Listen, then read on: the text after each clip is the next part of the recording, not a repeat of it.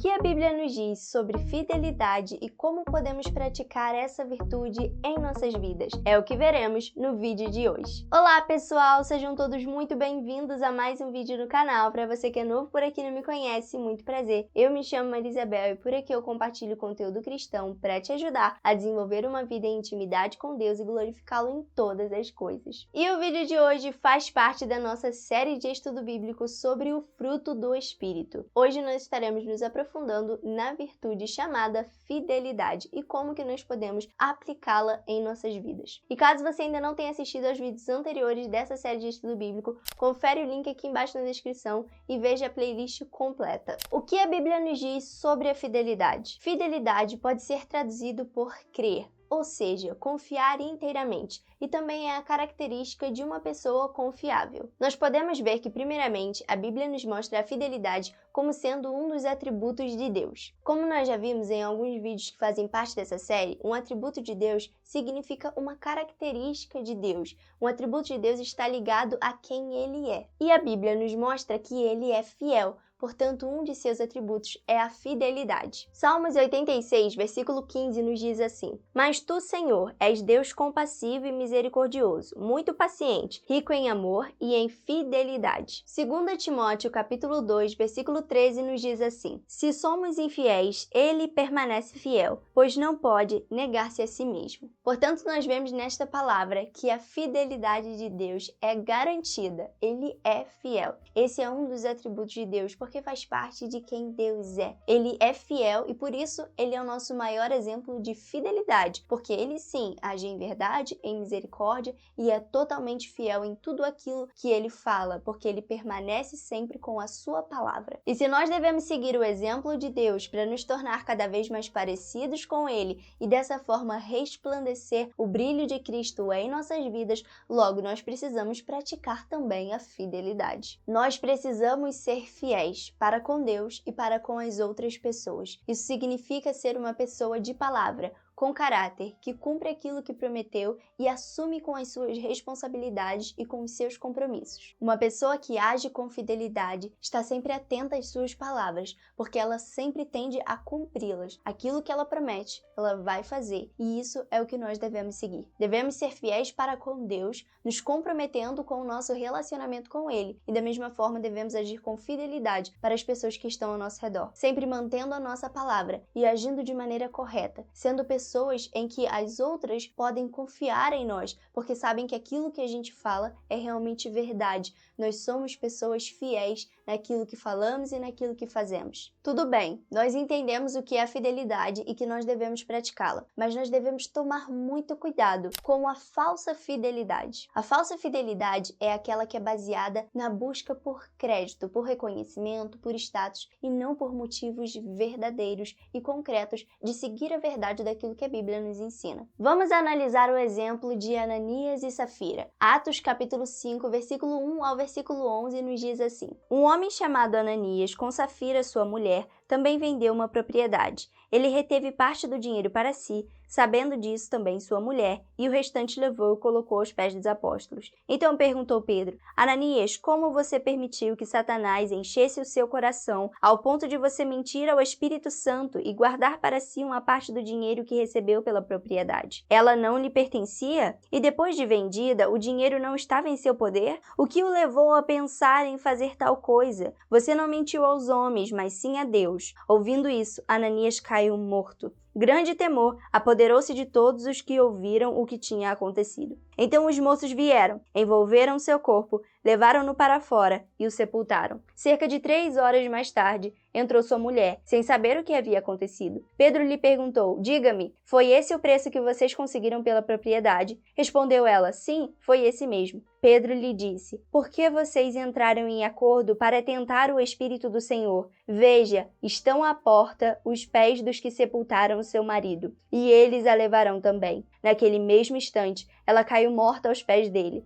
Então os moços entraram e, encontrando-a morta, levaram-na e a sepultaram ao lado de seu marido. E grande temor apoderou-se de toda a igreja e de todos os que ouviram falar desses acontecimentos. Veja só que séria é essa história e como que ela nos mostra o perigo da falsa fidelidade. Se nós voltarmos um pouquinho antes dessa passagem, nós vamos perceber que muitas pessoas da igreja primitiva estavam vendendo as suas propriedades e colocando dinheiro aos pés dos apóstolos para que aquele dinheiro fosse distribuído, para que fosse usado de maneira com que todos que faziam parte da igreja tivessem suas necessidades atendidas. E o que aconteceu foi que o casal Ananias e Safira venderam também uma propriedade, só que eles não queriam dar o dinheiro todo daquilo que eles tinham vendido. E o que eles fizeram? Separaram uma parte para si. Se eles apenas tivessem separado o dinheiro e dado uma parte aos apóstolos e tivessem falado a verdade, estava tudo bem, porque eles não eram obrigados a dar todo o dinheiro,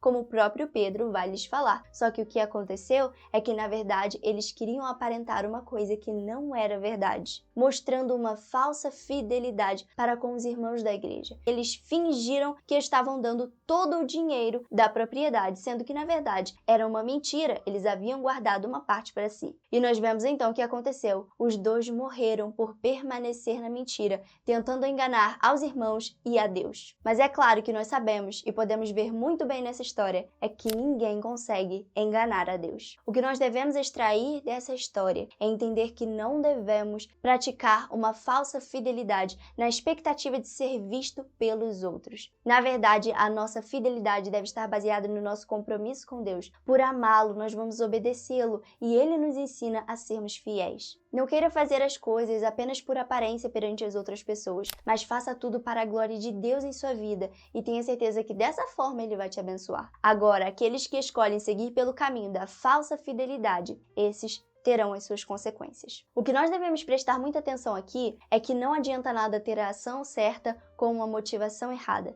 Eles até queriam dar parte do dinheiro para a igreja, mas em algum momento a sua motivação foi corrompida, porque eles quiseram mentir diante dos apóstolos e diante de Deus. Nós precisamos sempre ter a motivação certa ao agir mediante todas as coisas, não querendo fazer as coisas por aparência ou para engrandecer a nós mesmos, mas para que Deus seja engrandecido em nossas vidas. Por isso, guarde isso no seu coração. Não adianta fazer a coisa certa com a motivação errada. Mas a Bíblia também nos mostra um exemplo de verdadeira fidelidade que nós estaremos analisando. Daniel capítulo 1, versículo 8 nos diz assim: Daniel, contudo, decidiu não se tornar impuro com a comida e com o vinho do rei, e pediu ao chefe dos oficiais permissão para se abster deles. Você provavelmente conhece a história de Daniel. É esse mesmo, aquele que foi jogado na cova dos leões. Mas bem antes disso, quando nós estamos vendo o início do livro de Daniel, vemos a sua história e podemos perceber que ele era apenas um jovem quando foi levado como cativo para a Babilônia a fim de servir ao rei Nabucodonosor. E quando chegou lá, juntamente com outros jovens,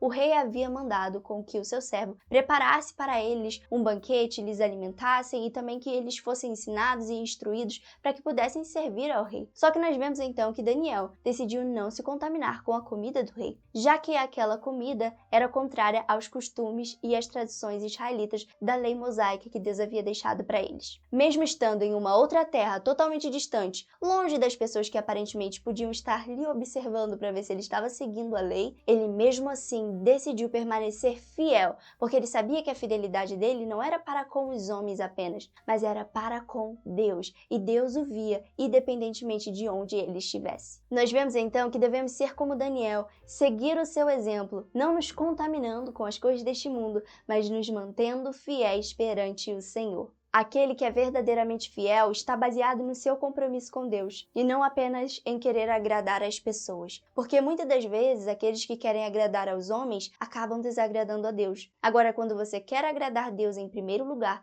você agirá também de bem para com todas as pessoas que estão ao seu redor, mas buscando sempre priorizar a vontade de Deus sobre sua vida. Agora que nós já vimos esses dois exemplos do que não devemos fazer e o que devemos fazer, como nós podemos então praticar a fidelidade? A primeira coisa, é claro, é buscar a presença de Deus. Como nós já vimos, Ele é o nosso maior exemplo de fidelidade, porque a fidelidade é um dos atributos de Deus. Quanto mais nós nos aproximamos dele, mais parecido com Ele nós nos tornamos. E dessa forma nós vamos também agir em fidelidade, para agradá-lo sobre todas as coisas, e também agindo com fidelidade para com as pessoas que estão ao nosso redor, demonstrando a luz de Cristo em nossas vidas. Quanto mais nós buscarmos aprofundar o nosso relacionamento com Deus, o Espírito Santo nos guiará e produzirá essa virtude da fidelidade em nossas vidas. Para você verdadeiramente ser fiel, você precisa praticar a verdadeira fidelidade, que está baseada no compromisso com Deus e não em querer aparecer perante as outras pessoas, e não em querer se engrandecer, mas dar toda a glória ao Senhor através de tudo aquilo que você faz. Nós devemos entender que no nosso relacionamento com Deus, assim como qualquer outro relacionamento, precisamos nos manter fiéis, agindo com fidelidade, e faremos isso através do nosso jeito de falar, de agir, do nosso jeito de ser. A base para praticar todas essas virtudes que nós devemos ter em nossas vidas é apenas uma: manter o nosso relacionamento com Deus, e é Ele quem vai nos guiar e nos direcionar a verdadeiramente viver de acordo com a sua palavra,